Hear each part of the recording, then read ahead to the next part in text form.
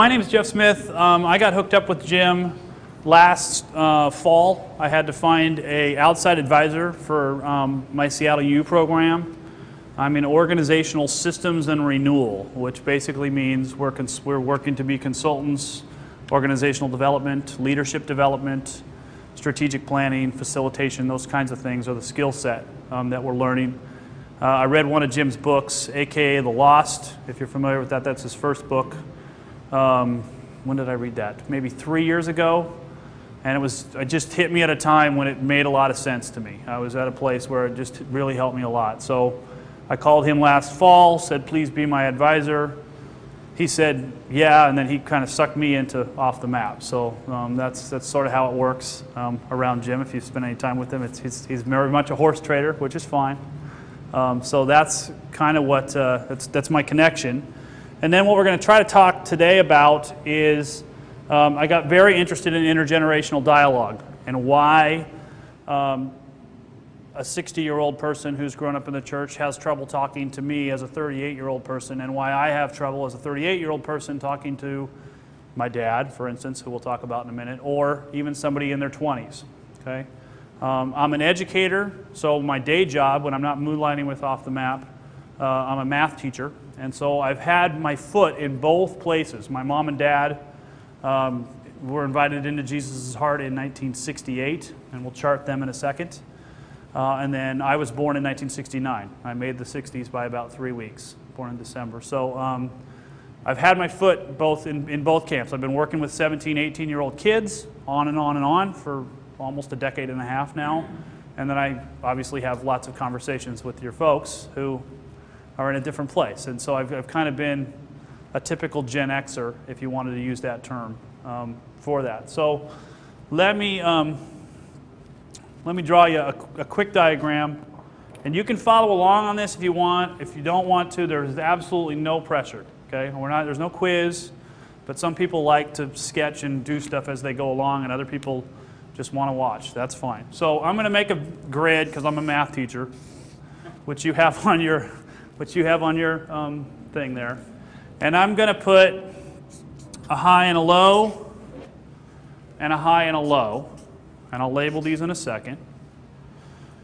Okay? And I'm going to label these, and I'll try to explain them a little bit more here in a second. The horizontal axis is going to be what I call competency or compassion. And I'll try to give you some context for that in just a second. Competency or compassion. And then the vertical axis is what I'm going to call knowledge. And I'm going to put TP underneath it for trivial pursuit. Okay, and I'll try to explain that a little more in a second.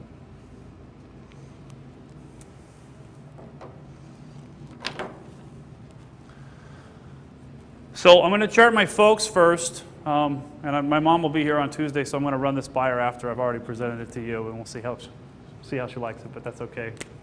What she doesn't know won't hurt her, right? So they got saved in 1968. And they've been Baptist all their lives. Okay, don't hold that against them. That's just what they were born into. It's sort of their last name. And I'll make them the square.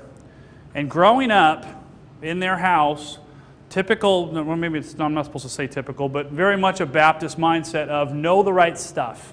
There was a huge emphasis on get the right. They used the word doctrine. There's all kinds of other words we could have used, theology, whatever. And what's been interesting to watch over the course of their 40 years with Jesus has been that there wasn't a lot of talk of compassion in our house. Okay, it was very much more know the right stuff.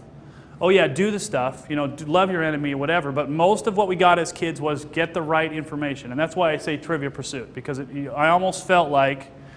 And I'll tell you more when I draw mine in a minute, that if I ever died and went to the gates and St. Peter's was waiting there, it was going to be one of these questions of like, okay, Jeff, if you meet an agnostic who asks you about dinosaurs on the ark, what do you say?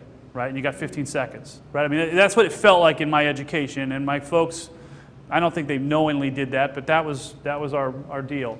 And they really took a walk over the last 50 years, or 40 years in my opinion, more towards high competency and high compassion. Okay, and I'll make that more clear in a few minutes. Knowledge is still hugely important to them. Okay, they come and visit, and they can't understand why we don't go to church. And I've learned now, since I've hit my head on that rock enough, to say, well, just go to church instead of having the argument. So they go to church every week. And why I say compassion is because they've started doing what they call care groups. Once my sister graduated and got out of the house, they had small groups, basically. I don't know, we sell groups, there's all kinds of different names for them.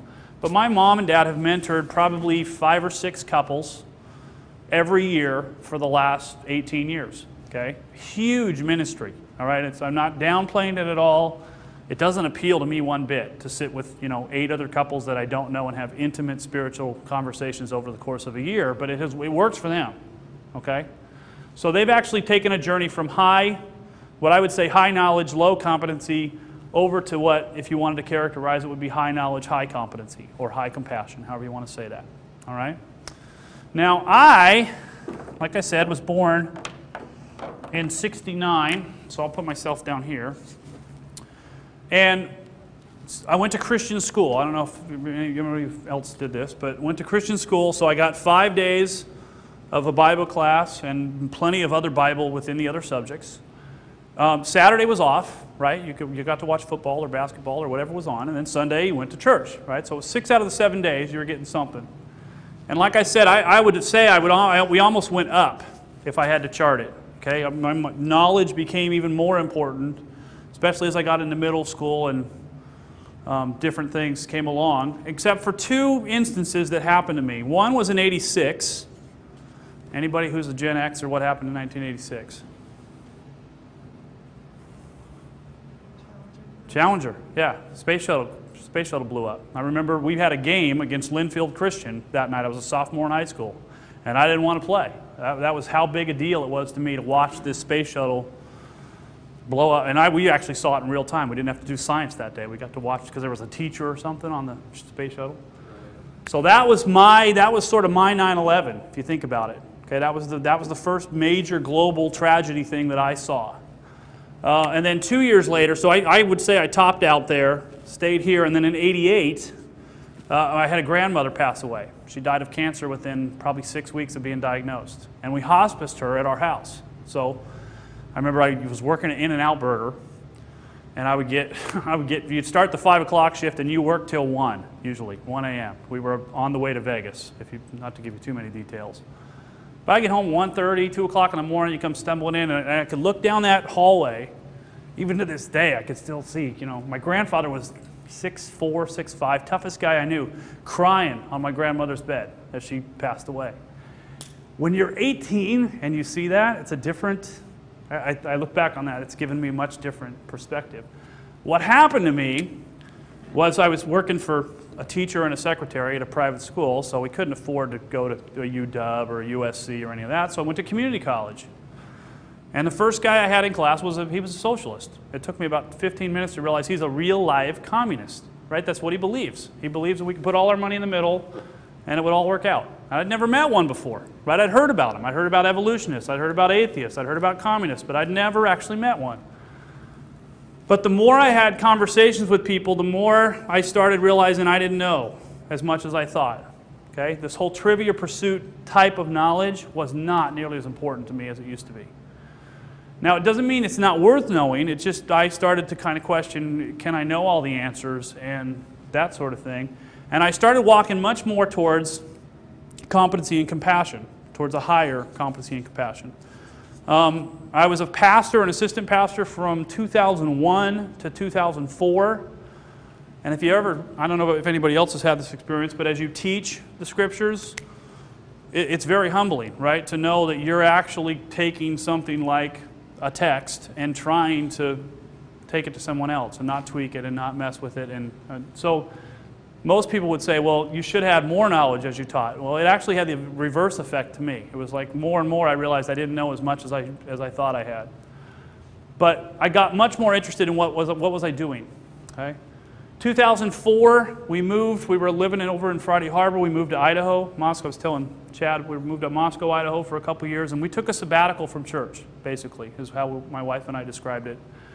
We've gone back a little bit once, or, maybe, I don't know, every couple of months we go back, but we haven't really landed anywhere since. So the 2-year sabbatical has turned into, what are we up to now? 4 years, I guess. And I've continued to see, as I read Scripture, I actually read Scripture more now than I did when I was in church. Compassion, competency is a big piece of the puzzle. It's not the whole thing, but it's a much bigger piece than I got when I was in Christian school. Okay, and that's, again, maybe that's a bad, or just a personal perception. One more person I'm going to draw on here is my friend Audrey, who didn't really have any sort of Christian influence at all. Okay, so I'm putting her on low on knowledge. But if you hang around her for about more than 15 minutes, she's very interested in competency and compassion. Okay? And one of the things that I've noticed is that our age difference, I think it's 13 years if I do the math right, makes some difference. Okay? And some of those comments on the pink sheet speak to that. But I actually can have a better conversation with her than I can have with my father. Okay, which was kind of sobering for me because I'm supposed to be this like communications guy and learning how to facilitate and all that stuff. The problem with my dad and I is that gap right there. Okay? And one of the things, I actually had a breakthrough this summer with him because I was finally able to say, listen, Dad, I'm not downplaying your experience, right? Because as soon as I would say, hey, I don't want to go to church, what did that mean to him?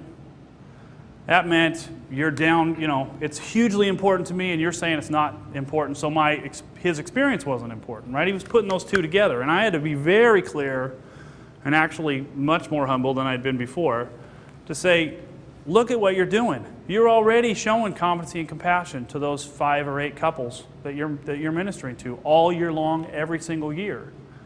That's just not me. I don't do that. That's not how I have seen it happen. Not denigrating what you've done. So I started looking at this and seeing these gaps, and it was a real eye-opener to me. It was one of those things where I just kind of went, oh, no wonder my dad and I run into this rock all the time. No wonder when I've got a 17-year-old kid in my math class, we're on such different pages. Okay? A lot of it has to do with where did they come from, okay? Which also has some trajectory to where they're going. I won't take the time right now to have you do this, but the other one is for you. I've found lots of people that really learn a lot about charting their own walk and where they've come to and where they're going. I don't think there's bad quadrants here. Don't misunderstand me. I had a friend who, and they don't have to go in straight lines. I had a friend who kind of, Vic was telling me he was going here and he went here and he came back this way and then he went over, and I mean, it doesn't have to be a straight line. But I think it visually shows us some of the things that are going on, right? Some of the different perceptions that people have and why that becomes kind of the twist that it can become. Questions? Comments?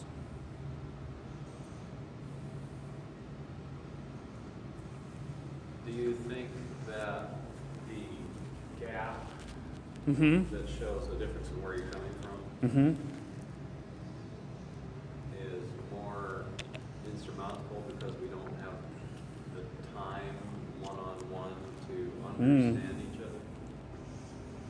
I mean, it seems like if you understood where anybody was coming from, you could cross the gap.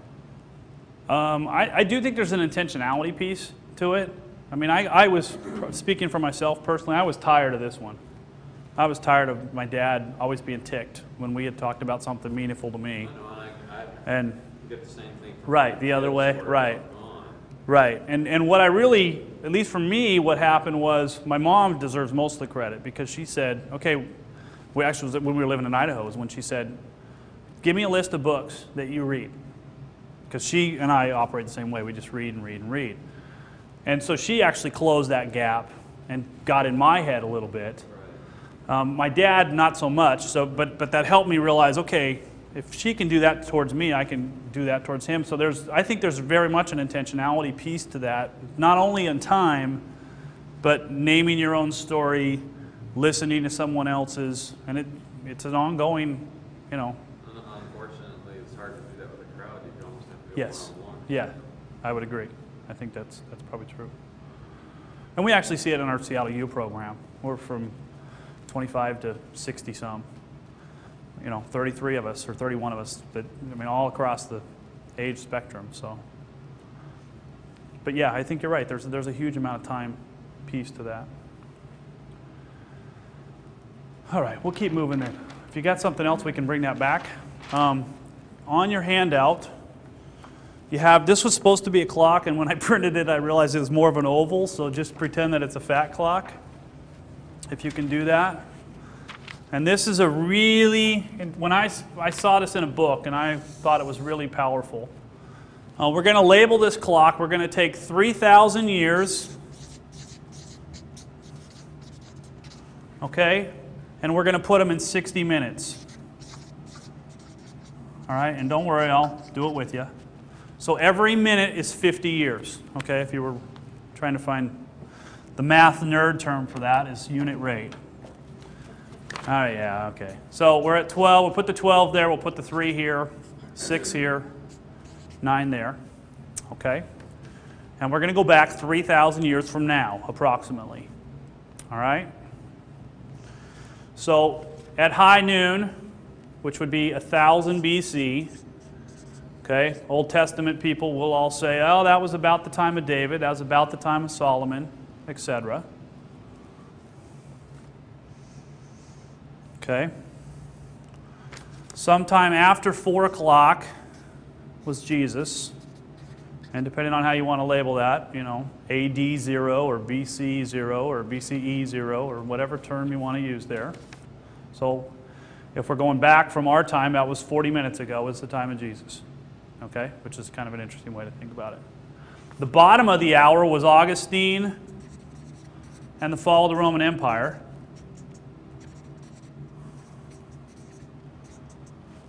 Okay.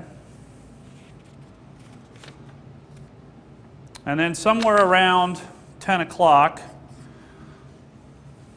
okay, about 500 years ago, we got out of the Dark Ages, saw things like the Enlightenment, scientific revolution, etc. Is everybody cool with the clock? All right, let me give you a couple of stats. These are for, you can fill in the blanks if you want or however you want to look at this. So if every minute represented 50 years, okay, just a couple ones that I've pulled out for travel time. All right, 3 minutes ago, so that's 150 years, or 3 minutes ago, internal combustion engine was invented. Okay, so horsepower used to mean actual horses 150 years ago. Think about that. 2 minutes ago, the automobile was invented. All right, right around the turn of the century, 1900. My grandfather, in fact, who's still alive in Arkansas, they had the first Model A in their county. My great-grandfather had the first Model A, and he used to drive people up the hill because they'd never ridden in a car before. And then he would make them get out of the car at the top of the hill because he didn't trust the brakes coming back down the other side. That's only 2 generations removed from me. Okay, that's really kind of mind-boggling to me. So that was 2 minutes ago was the automobile. 90 seconds ago was the jet engine. Okay, 90 seconds ago was the jet engine. Okay, now if those don't make your head spin, here's the communication ones, and these ones blew my doors off. 3 minutes ago, they invented the telegraph, okay, actually able to communicate across wires. 2.5 minutes ago was Morse code, so there was actually some way to communicate. 90 seconds ago was the telephone. 25 seconds ago, computer. And not the PC, right? Just computer, all right?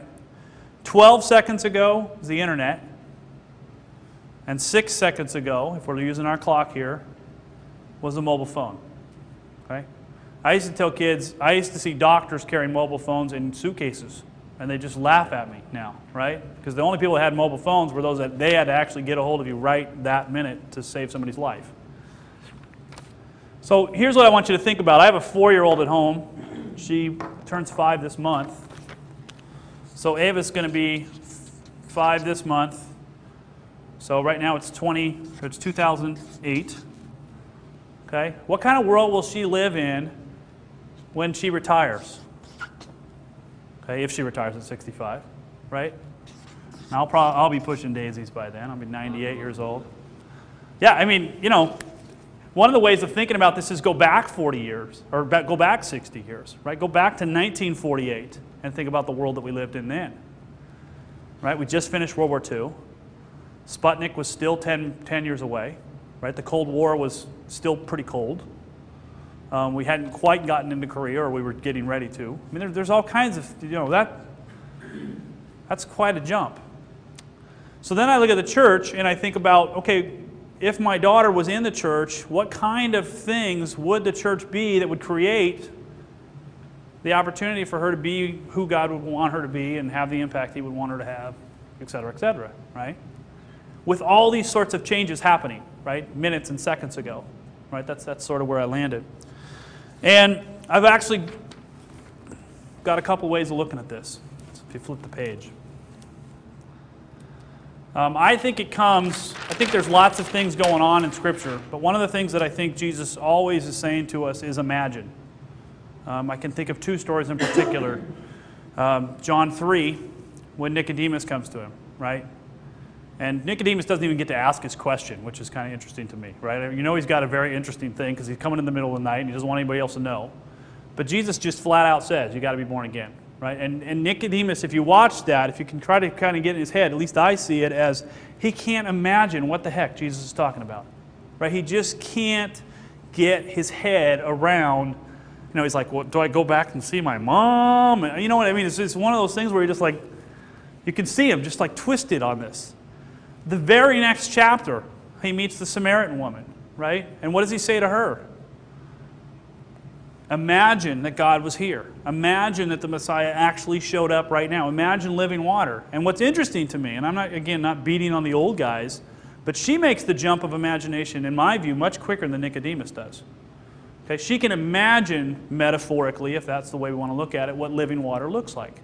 So there's a creativity and imagination piece in the Scriptures that I think we sterilize as an institution. And I've been just as guilty as anybody else. I've taught in front of people and tried to make it into nice little boxes so everybody could, you know, be happy.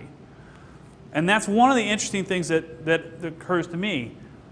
These inventions, if you go back through them, it was because someone somewhere along the line said, you know what about, and they made a leap, right? Whether it was technologically or sociologically or whatever. So I want to make sure I got the right thing on there. So you got these three buckets, and I've stolen this. I don't know who gets credit for this. And off the map, it's actually interesting to ask who was the first one to come up with something. And they call it credit envy, if you ever with Rose or Todd or Jim and all them. But this was very powerful. I learned this, I think Jim was the one that showed me this a couple of months ago. 3 big bins. And we're going to label these as global, local, and personal. And actually, Tim Sorens, who's doing a workshop right now, hopefully you don't like this more so you go see him, but he's actually talking about the merge between local and global. That's why he calls it global. So let me give you some context. Global ministries. An example of global ministry would be International Justice Mission. Okay, I was talking to a middle school girl in a math class the other day. She had an IJM sticker right on her folder. I have no idea what her background is, where she's from, but she knew somebody who was working with them. Okay, they are, I would argue, an overtly Christian organization. If you actually look at what they say and listen to their founder, and they are very much about justice across the whole world, and they get it from Scripture if you dig into what they're doing. Another example of global would be the One campaign from Bono. He had a wonderful quote the other day about why are we bailing out AIG and not these African nations who are in such different shape. I mean, it was a very, in his typical way, said, what about these other people, right? So how do you and I connect to a global mission? Connect to something like IJM or the One campaign? Typically. It's not a trick question either. We give them money. That's right. We write them a check. Okay? And there's nothing wrong with writing a check. Please don't misunderstand me. Okay? I like food on the table just like anybody else. But this is the lowest form of commitment. Okay? I can write them a check and I'm done. All right? Nothing wrong with it, but just understand the level of commitment that's there. All right? Local ministries are all over the place. Rose Sweetman, if you've heard her speak, they have several nonprofits running out of their church. I think it's 120 people at their church. There's 3 or 4 different nonprofits that work out of that church. Okay, they have an after-school program. They have a travel thing. They do all kinds of different things. And this is what we typically call the local church. You could have soup kitchens. I was talking with Chad. He does some work with student ministry down at some of the South End colleges. All of those would count as local ministries. Okay? How do we connect to those? Well, there's still the money, right? I mean, if you were to say to Chad or to me, hey, I'd like to give some money to what you do, we're more than happy to, take that donation. But there's also a time piece to it. That's meant to be a clock. All right? We're willing to give to a local ministry in a different way than we are to IJM or the One Campaign, for instance. Part of the problem with these guys is they're global, right? These guys are local, right? Or these people are local. All right? Last one is personal.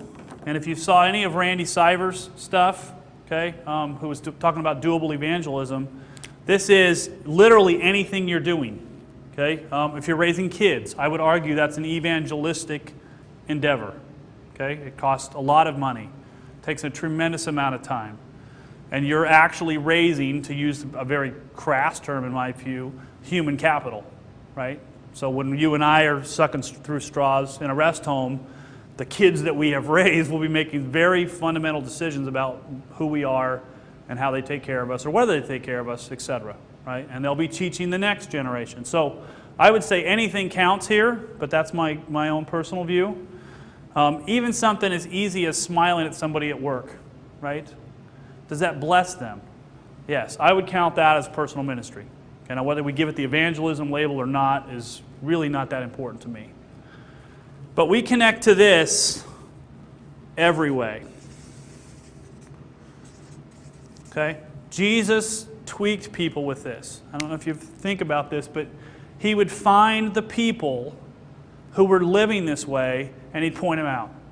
Okay? Well, one of the best examples, I always picture that when they're sitting in the temple and they're watching the people throw in the offering, or whatever the sacrifices or whatever they were, however you want to say that. I picture myself as a disciple just going, oh my gosh, when do we get to go? When are we going to eat? Whatever, like the little kid, And Jesus just watching. And me just starting to haggle with the other disciples of like, what is this problem? Let's go. What are we doing here? And then all of a sudden, Jesus gets excited. Right? All of a sudden, it's like, hey, did you see him? Did you see that old lady? And we're all looking at the old lady like, no. Did you see an old lady? What was the deal? Right? But he saw that she was giving everything, right? In every way. Right? And this tweaks us. It tweaked Pharisees. If you look at Jesus, he ticks every group off. Right? He makes Pharisees mad. He makes Jews mad. He makes Gentiles mad. And there's various and assorted things that he does because he's pointing this out. Right? He's noticing all of the acts. Everything, every single thing that people are doing, they're getting credit for. Now, here's what's interesting to me.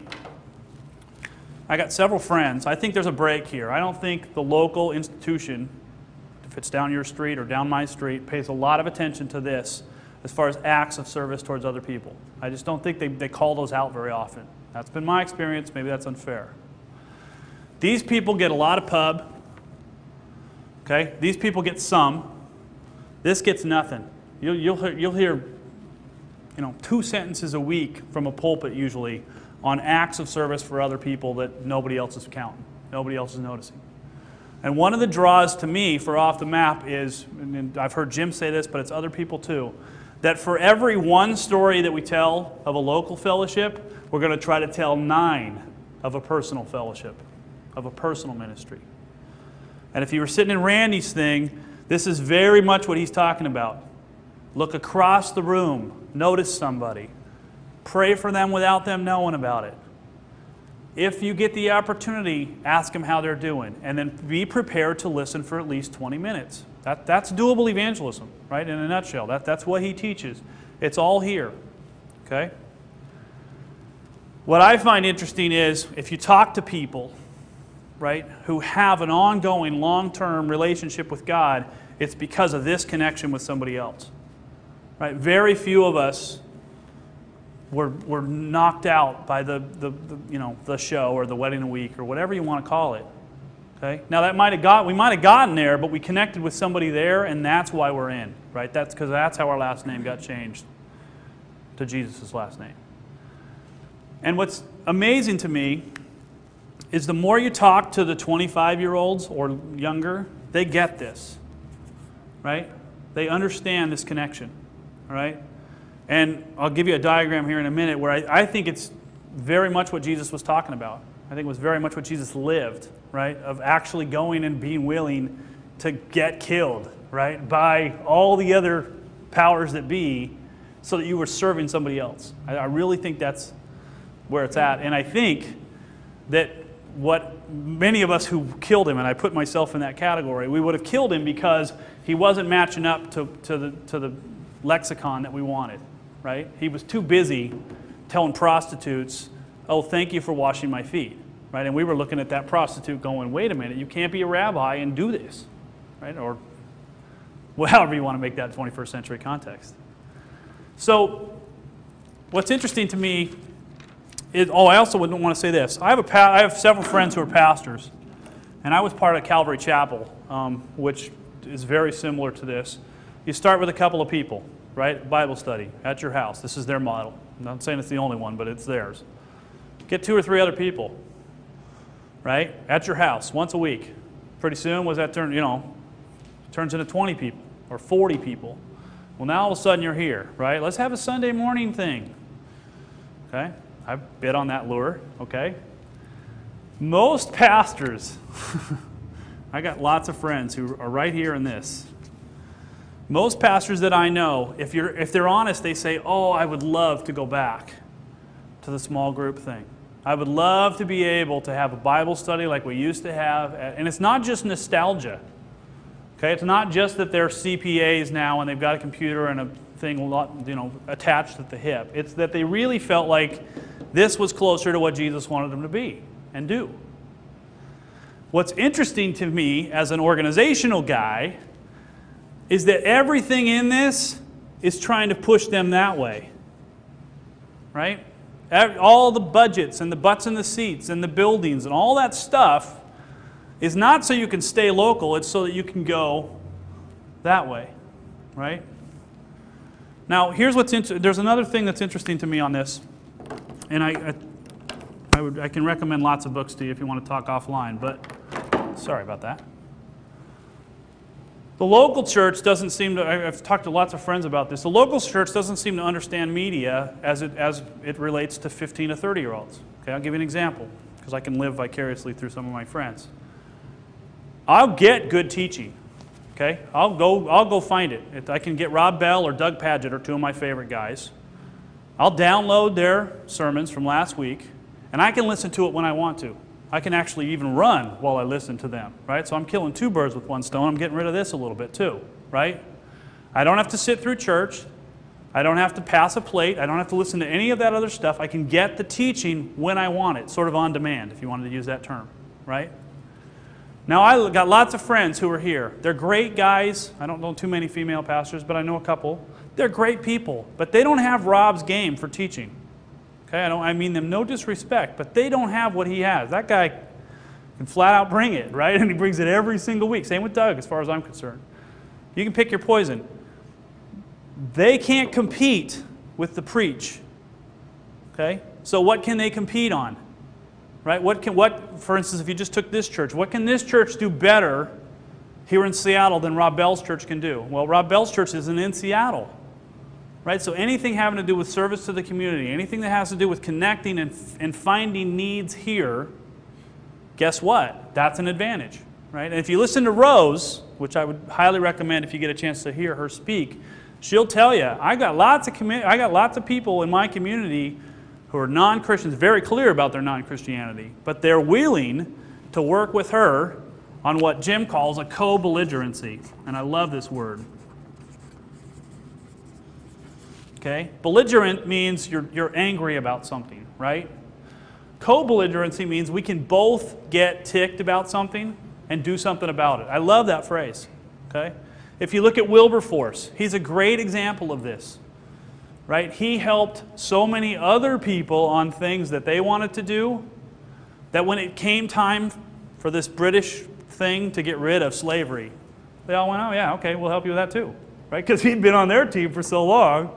It's a no-brainer. That passed by, I don't know, 80-some votes in the parliament. Okay? So my advice, for whatever it's worth, is that we need to look for these co-belligerencies. We need to look for the places where people out, and I don't care if they're outsiders or insiders, I don't think it makes a lot of difference. It didn't seem to make that much difference to Jesus either.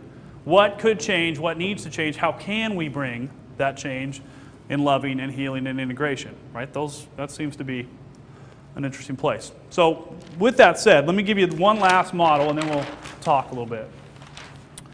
And the graphic on yours is a little ugly, so I'll just make a triangle and you can figure out how you want to label it if you want to label it. One of the interesting things to me, and I'll just share this reaction with you, and I don't mean anything, what was watching Christine, I don't know if you were upstairs the last session, I was glad somebody asked, hey, you said there was hope, right? You said this was the worst of times and the best of times. Can you tell us about the best of times? I was glad somebody asked that question because I felt like, oh yeah, the world sucks and what are we going to do now, right? What are you going to do with that, right? So here's this is another one of those off-the-map things. I don't know who gets credit for this. Rose is actually going to probably write a book about this, but it's interesting. I think there's three groups, and I'll label them in my stereotypical way. I think there's the believing church. Okay? I have a brother who lives in Texas, and one of the things he's told me numerous times is in Texas, people don't ask your name, they don't ask where you work, they ask where you go to church. Okay? It's a social thing. It's just part of the culture. And I've actually worked with people from believing churches, and if, for instance, if you have let's say you have a soup kitchen and you're doing something in your community and you go to this church and you say, would you like to help? We wanted to give you the opportunity to, volunteer or whatever, and they say something like, what's your statement of faith? Right? What's your doctrinal statement? Or they'll ask you about the Trinity or whatever, right? That's the believing church is what I'm saying there. They have a filter that they want you to pass the test, and then they're willing to be with you. But if you don't pass that test, then, okay. So you got the believing church. The other side of it is the postmoderns, or what's known as the emergent church. Okay? And I'm usually categorized in that arena, which is fine for most of the discussions, not always. These guys like to talk. They like to theorize. They like to come up with all kinds of ways of thinking about stuff.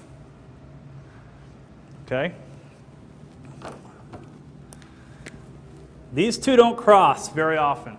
You won't find too many people, at least overtly, who are part of a believing church and entertain Brian McLaren books, for instance, just to pick a name out of the air. All right? In fact, for my own walk, we had to move to Idaho to get out of the believing church before I ever would entertain any of these emergent thoughts. Okay? That's just my own personal story. So there's not a lot of crossover between these two. At least, well, I think there's a lot of covert crossover, but we'll talk more about that in a second. All right? Last group, and this one is the most intriguing to me, are the outsiders. And again, I'm using Dave's term because I think it just covers so many things. Dave defines outsiders as people who did not grow up in church and have no desire to go to church. Okay, it's a short definition. But there's two groups to me of outsiders, because I'm one of them, okay? There's the outsiders who just never went to church, okay? And then there's the outsiders who I call church alumni. Okay, and I don't know where I think Tim Sorens might be the first place I heard this. He said to me one time, Actually, Tyler was at lunch with us when he said this. He said that's the largest denomination in the country. Church Alumni is the largest denomination in the country. If you think about it, it's, I don't know how you categorize that, but I think it's true. I sat down with my brother and his wife this summer. And Mark grew up, he was 2 years behind me. He grew up through Christianity and Christian school and had a very similar walk to me. Still goes to church because he's in Texas. It's not like he can't, right? But he said something to me really interesting one time. He said, I think I've outgrown the church, and it scares me to say that. And he's just being honest. He wasn't trying to say it arrogantly. He was just saying that's where he was. He was here. Okay? I got my 20th high school reunion thing last summer, and I had no desire to go back and see those people. I'll just be honest. I'm in contact with the ones I like, and I don't want to go back to high school. Okay? Now, maybe that sounds arrogant or whatever. I hope not. But these are two big groups that we have to pay attention to. And the way I think we pay attention to them is this. What if we had a place called the Practicing Church? Okay? Now just think about it as a construct for a second. Not what it would look like, not how would you get a budget for it, not theologically what it means. Let's play with it in your head for a second and think about it. The believing church, okay, is drawn to this because these people are doing something for somebody. Right? And at whatever level we're at, we know we ought to love our neighbor as ourselves. We ought to love our enemy like we love ourselves. It's all part of loving God, right? So they're drawn to that Practicing Church piece, whatever it may look like. Okay? Postmoderns, these are the people who are going to garden together, shop organically together, the whole deal, right? They're not doing a lot for the people around them, though. There's wonderful exceptions, but most of them talk, at least in my experience. If there was a group that was doing something, guess what? They're going to leak into that too. Right? They're going to want to be part of that. This group is the most intriguing to me because I'm one of them. Okay? One of the main reasons I don't go to church is because we talk all the time. We don't do a lot, at least in my experience. Okay? Now, again, that may sound judgmental and whatever. I'm not trying to be, but my experience has been we spend a lot of time talking. And if you actually live outside the church and talk to people on the outside and say, well, what's up with, 8th Avenue, whatever, they'll tell you exactly what's up with that church most of the time. They know exactly what their deal is, right? It's not a marketing problem. It's not an advertising problem. It's that we're talking and we're not doing much. So if I saw a group of people doing something, I'm much more likely to jump in there. Outsiders that have never gone to church, they want to help their neighbor, right? This is one of those sort of, whatever you want to call this, common grace or whatever. They know they ought to be helping somebody next to them. They know. My brother is a good example. He has two kids down the street from him that are economically in a little tougher shape. And they buy clothes for these two kids 2 or 3 times a year. And they make sure that the kids don't know who's buying them the clothes, right? And so then his question to me this summer, which I didn't know how to answer, was, is that tithing? I think so, but don't, you can't go back to your pastor and say, I'm not writing you a check, because I don't know, okay? But that's a practice. You get what I'm saying? And I love this phrase because if the believing church starts to get wiggy, like they can, right? Because, Jeff, you don't understand the same thing about end times. I can say, we're just practicing. I mean, you can actually say, we're just trying to do and be what Jesus wanted us to be.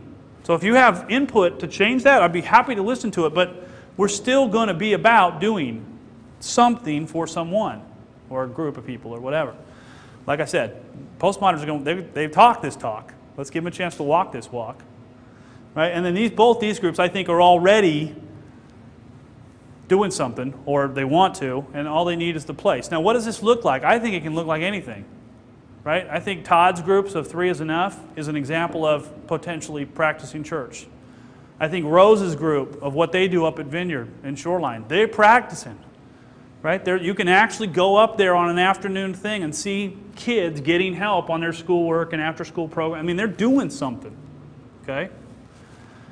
What I've learned about this group, okay, is that they want to belong first, okay, and believe second. And if we start to unshovel some of the stuff that we've all had unshoveled on us, right? You got to believe this and this and this before we're going to let you in the door. They go somewhere else. They vote with their feet and they do something else. right? And what I find interesting, which I'm not trying to tweak anybody here, but I would venture to say, go back to scriptures and read where Jesus doesn't drop the bomb, right? He doesn't give people the gospel, at least the way I was taught to give it to them, right? He just loves. He asks a lot more questions than he gives answers to, right? And people come to him and ask really good stuff. And he says, well, let me tell you a story. You know, and they walk away even more tweaked than they were when they asked. You know what I mean? It's like, wait a minute. If you're supposed to dial in, where is that? So this is something that gives me hope. I think this is where it's going to go. I don't know what that will look like. Lots of people, when I have this discussion with them, they say, well, give me the meat on that. I don't know. But it's an interesting construct because then we're not all stuck with, like I was saying with my dad, that big gap. He thinks Christianity is this. I think it's something else.